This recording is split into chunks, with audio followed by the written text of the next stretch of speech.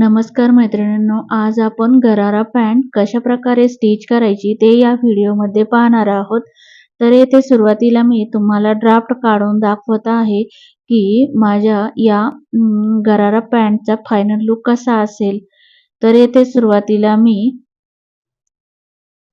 अस्तर आणि main fabric येथे कट करून घेतलेले आहे. स्टिचिंगचा व्हिडिओ दाखवत आहे, फक्त कटिंगचा व्हिडिओ तयार केलेला नाही. आणि ही पॅन्ट स्टिच करताना ती कशा प्रकारे कट केली असेल याचीही तुम्हाला थोडक्यात आणि माहिती मिळून जाईल. त्यासाठी येथे मी पॅन्टचा वरचा भाग, त्यानंतर खाली लेयर पाडण्यासाठी घेरसाठी मी येथे 30 इंचाचे आणि 46 इंचाचे असे 2 प्रकारे येथे कापड कट करून घेतलेले आहे, जेणेकरून ते 2 लेयरचे कापड आहे. त्यानंतर येथे 4 ते 5 इयर बेबी गर्लसाठी ही पॅन्ट तयार करणार आहे. त्यासाठी व्हिडिओ शेवटपर्यंत नक्की पहा. येथे तुम्हाला मी कशा प्रकारे मेजरमेंट टाकली आहे ते दाखवत आहे. येथे मी 13 इंच उंची घेतलेली आहे. 8.5 इंच कंबर घेर घेतलेला आहे. त्यानंतर येथे मी इलास्टिकची आणि इलास्टिक जोडण्यासाठी आपण 2 इंच, त्यानंतर खाली 8.5 इंच क्रॉच लेंथ घेतलेली आहे. बॉटम घेरही इथं मी 8.5 इंच प्लस 1 इंच शिलाई मार्जिन ठेवण्यासाठी घेतलेला आहे. अशा प्रकारे येथे आपण गुडघ्यापर्यंतची पॅन्ट कटिंग करून घेतलेली आहे. त्यानंतर आपण याला अस्तर व्यवस्थित असे जॉईंट करून घेणार आहोत. येथे आपण जो इथे बंद जे कपडा आहे तो कट करून घेणार आहोत. त्यानंतर अशा प्रकारे अस्तर आपण ओपन करून दोन्हीही भाग अशा प्रकारे येथे ठेवायचे आहे. म्हणजे एक साइडचा एक भाग आणि दुसऱ्या साइडचा एक भाग, असे भाग आपण इथे जॉईन करणार आहोत. त्यानंतर मेन फॅब्रिक आपण अशा प्रकारे यामध्ये टाकून ठेवायचे आहे, जेणेकरून आपल्याला ते मेन फॅब्रिक आहे उलटे सुलटे होणार नाही. त्यानंतर आपण येथे आता अस्तर जॉईंट करणार आहोत. अशा प्रकारे 2 भाग तयार झालेले आहेत. त्यानंतर आपण येथे आता स्टिच करणार आहोत. येथे आपण एक भाग घेतलेला आहे. त्या भागाला आपण सर्व साइडनी अस्तर जॉईंट करून घेणार आहोत. अशा प्रकारे जर आपण अस्तर जॉईंट केले तर ते अस्तर व्यवस्थित दिसायलाही खूपच छान दिसते. फिनिशिंगही खूप छान येते आणि कपडा ओढला जाणार नाही याचीही काळजी घ्यावी लागते. अशा प्रकारे आपण सर्व साइडनी अस्तर आणि मेन फॅब्रिक जॉईंट करून घेणार आहोत.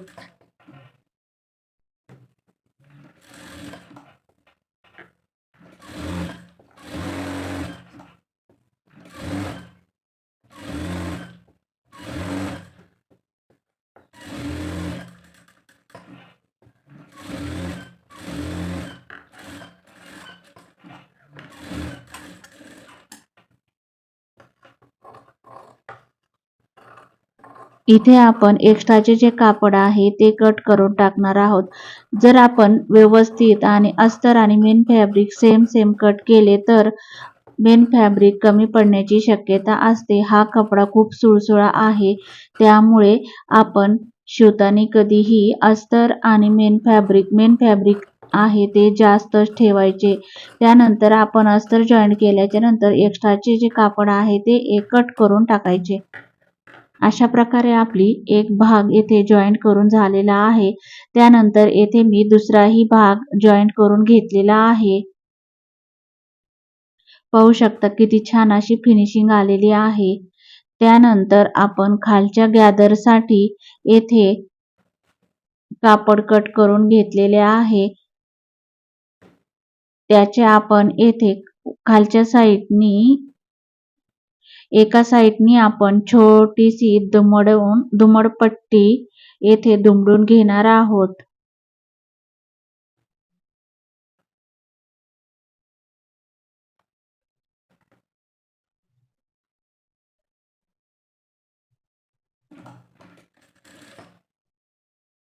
व्यवस्थित येथे आपल्याला ही पट्टी दुमडून घ्यायची आहे.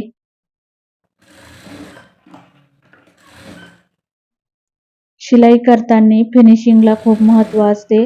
त्यासाठी व्यवस्थित आणि सावकाश असे स्टिच करून घ्यायचे आहे. हा कपडा खूपच असा सुळसुळा आहे. त्यासाठी दमानी अशी व्यवस्थित येथे स्टिच करून घ्यायचं आहे.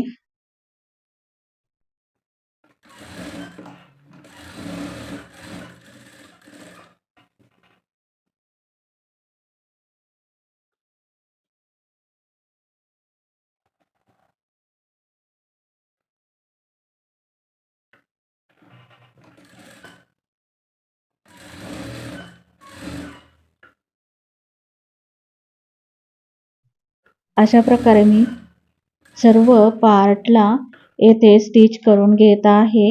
जे मी 4 भाग तयार केलेले आहेत त्या चारही भागांना त्याच पद्धतीने येथे स्टिच करून घेत आहे.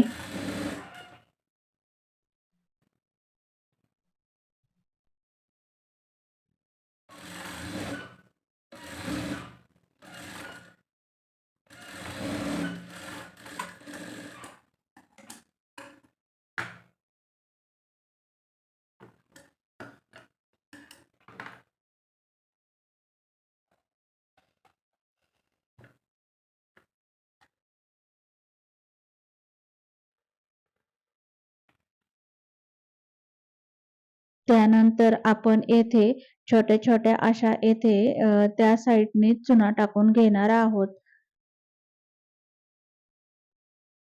अशा प्रकारे येथे सावकाश असा थोडा-थोडा कपडा येथे सरकून व्यवस्थित अशा येथे छोट्या-छोट्या अशा फ्रिल टाकून घ्यायची आहे. जेणेकरून आपल्या जी गरारा पॅन्ट आहे त्या पॅन्टला व्यवस्थित अशा चुना पडतील.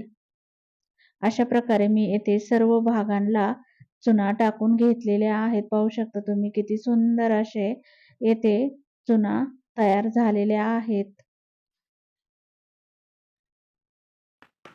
त्यानंतर आपण जो अस्तर जॉईंट केलेला जो गुडघ्यापर्यंतचा भाग जो आहे त्या भागावरती आपण सुरुवातीला लहान साईजची जी चुना तयार केलेली कापड आहे ते अशा प्रकारे येथे ठेवायचे आहे. व्यवस्थित असे कापड ठेवून त्यावरती आपण येथे स्टिच करणार आहोत.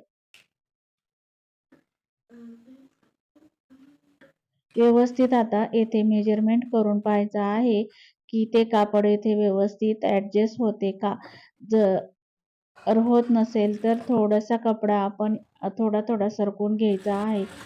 त्यानंतर येथे मी व्यवस्थित अशा प्रकारे आपल्याला इथे स्टिच करून घ्यायचं आहे. पाहू शकता येथे फिनिशिंग मध्येच आपल्याला इथे स्टिच करायचं आहे.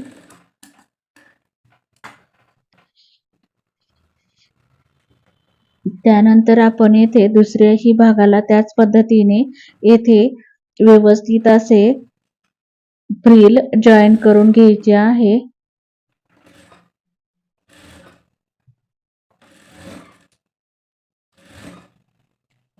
येथे फ्रिल जॉईन करताना थोडीशी अशी वरती थोडं एक अर्धा इंचाचे कापड वरती ठेवायचे आहे.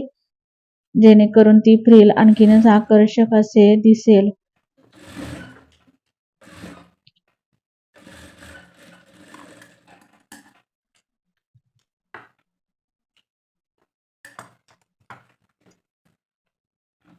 त्यानंतर आपण येथे खालच्या साईडचे जे 2 नंबरचे 3 नंबरचे कापड आहे तेही आपण येथे त्याच पद्धतीने अशा प्रकारे खालच्या कपड्यावरती जॉईंट करून घ्यायचे आहे.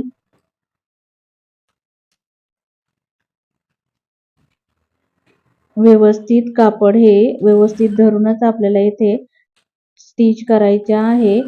हा कपडा खूप सुळसुळा आहे. तो साईडला सटकत आहे. तर त्यासाठी आपण येथे व्यवस्थित दमाने असे कापड इथे जॉईन करून घ्यायचे आहे.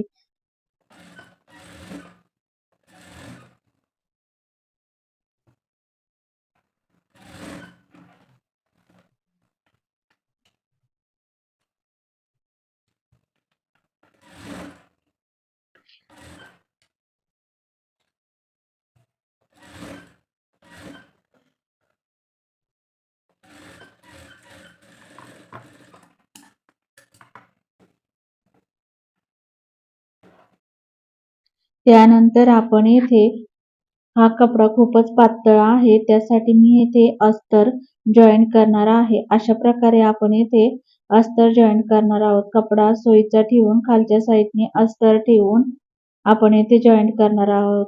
म्हणजे जेणेकरून आतल्या साईडने जी शिलाई आहे ती ही आतल्या अस्तर आणि मेन फॅब्रिकच्या मध्ये व्यवस्थित अशी झाकली जाईल. येथे मी कटिंग करताना माझे ठरले नव्हते की आपण येथे खालच्या साईडला अस्तर जॉईन करावे. त्यानंतर मला ते खूपच असं पातळ कपडा दिसत होता, त्यासाठी मी येथे अस्तर जॉईंट केलं आहे. दोन्हीही भागाला त्याच पद्धतीने येथे अस्तर जॉईंट करून घेतलेला आहे. त्यानंतर आपण येथे दोन्हीही भाग एकमेकाला क्रॉच लेंथ मध्ये कशा जॉईन करून घेणार आहोत.